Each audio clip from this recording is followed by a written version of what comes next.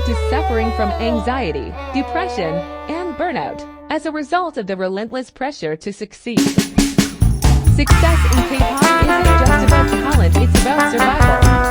Trainees spend years in relentless training with no guarantee they'll ever debut. And if they do, the battle has only just begun. Take AOS Mina. She revealed the dark reality of her training through endless hours of practice, verbal abuse, and debt that kept growing instead of shrinking. Her story isn't unique. Vital of Mina started as a trainee at Exploitation, signed a contract that dictated his life before he even reached adulthood. Jisung of NCT debuted as a teenager, balancing school with learning schedule, and realizing in young unrelenting. According to a report from Korea Times, some trainees work over 18 hours a day, only to receive little to no earnings due to debt contracts. Even BTS now global superstars once struggled financially, with members sharing trade dorms and surviving on instant noodles. The center of Kpop is built on the backs of exhausted artists. There is a close record. Their faces stop brands, but when idols speak up, they risk everything. So, how did it want stories to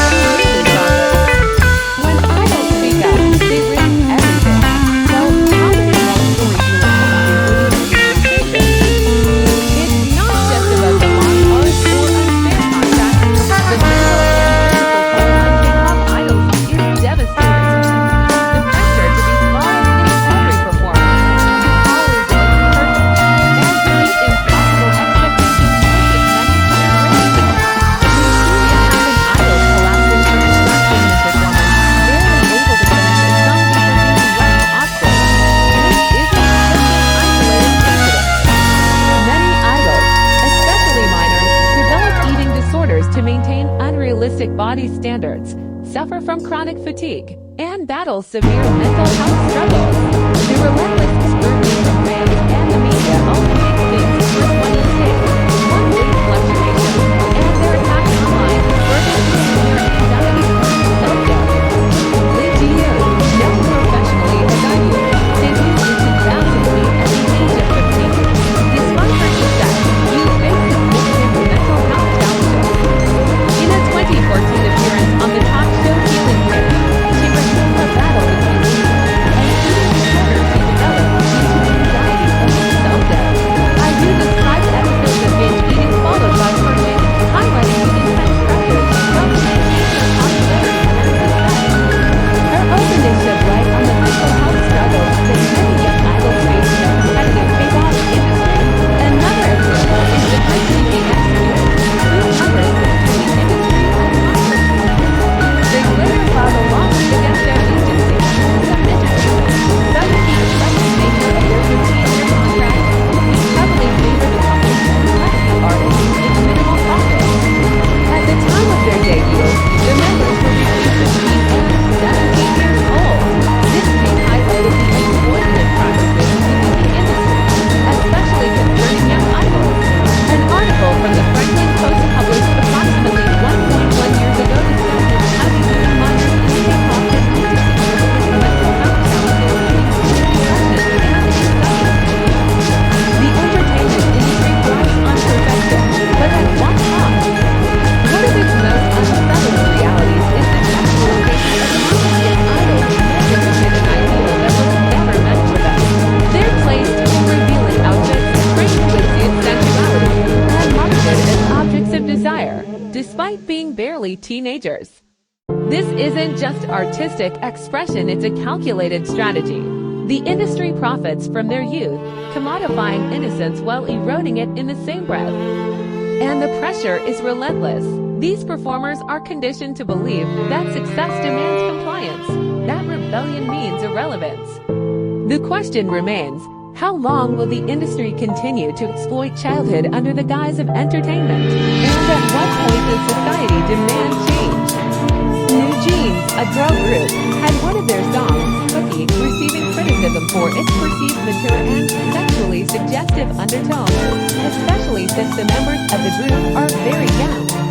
Baby Monster, a K-pop group from YG Entertainment, has faced criticism over the sexualization of their young members.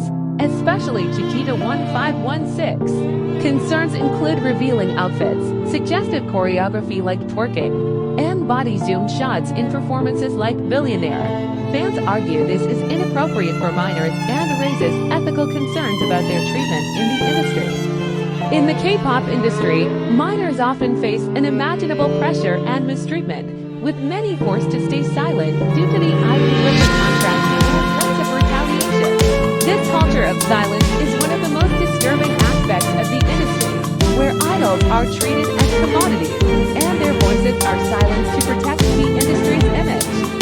Take the case of Hyunju, a former member of April, who debuted at just 17 years old. Hyunju faced severe bullying and mistreatment from her fellow group members, leading to her eventual departure from the group. Despite her struggles, the company tried to suppress her voice by enforcing a strict non-disclosure agreement. Eventually, Hyunju courageously spoke out about the emotional and psychological abuse she faced, revealing that she had been pushed to the brink due to the toxic environment.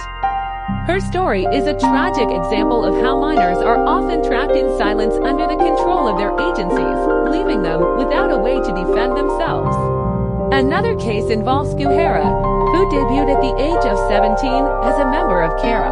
Although Guhera was not directly forced into silence through a non-disclosure agreement, she faced immense emotional distress due to the pressure to maintain an image of perfection. After the group's disbandment, Guhera went through personal struggles, which were amplified by the public scrutiny she faced. The bullying and exploitation she suffered under her agency were only partially revealed to the public, as many idols like her fear speaking out due to the backlash and possible blacklisting. She had a solo career, then she suicided for bullying, sexual blackmail because she was a victim of revenge porn, justice battle against her ex Choi Jong-bum that assaulted her in 2018, the suicide 1 month before of her near friend Sully, her role in the Burning Sun and others important severe affairs and more reasons we probably don't know at 28 years old. These examples show how even when idols are technically no longer minors, they continue to face the ongoing challenge of staying silent due to the oppressive environment created by their agencies. Minors, in particular, are often too afraid to speak out, knowing that doing so might destroy their careers before they've even truly begun. Many idols, especially minors, face unimaginable pressure, and it's up to us to shift the narrative. Supporting their well-being should always come first. We need to stop celebrating only their image, but start advocating for their health, mental peace, and personal rights. These idols have voices, but the industry's power often keeps them quiet. Our role as fans is to amplify these voices. June, born on November 5, 2009, debuted with the group Young Posse on October 18, 2023, at the age of 15 years, 11 months, and 15 days. Her debut sparked discussions about the ethics of introducing such young talent into the demanding K-pop industry. Similarly, Marcus, born on August 31, 2009, debuted with Adore I-70N on July 24, 2023, making him 13 years, 10 months, and 24 days old at the time. His early entry into the industry raised concerns among fans and observers regarding the pressures placed on minors in K-pop. In response to such concerns, South Korea has introduced legislation limiting the working hours of K-pop stars under the age of 15 to 35 hours per week and prohibiting excessive emphasis on their appearance. Second, it's time we demand change. We have power in our numbers. It's time for the world to back them up. We, as fans, can hold the industry accountable. It's not enough to love these artists, we must protect them too. Reports from the Korea Herald and Korean Idol Protection Society shed light on the ongoing fight to protect idols' rights and demand better treatment. It's time we should have these difficult conversations. K-pop isn't just about music and performance, it's about real people. These idols deserve respect, care, and most of all, the freedom to be themselves without being exploited and being trapped in a system that values profits over their health and happiness. We have the power to change the system, but it depends on us. Thanks for tuning in, and as always, Stay informed. If you're passionate about this issue, share this video, spread the word, and let's make sure the voices of these idols are heard. See you next time.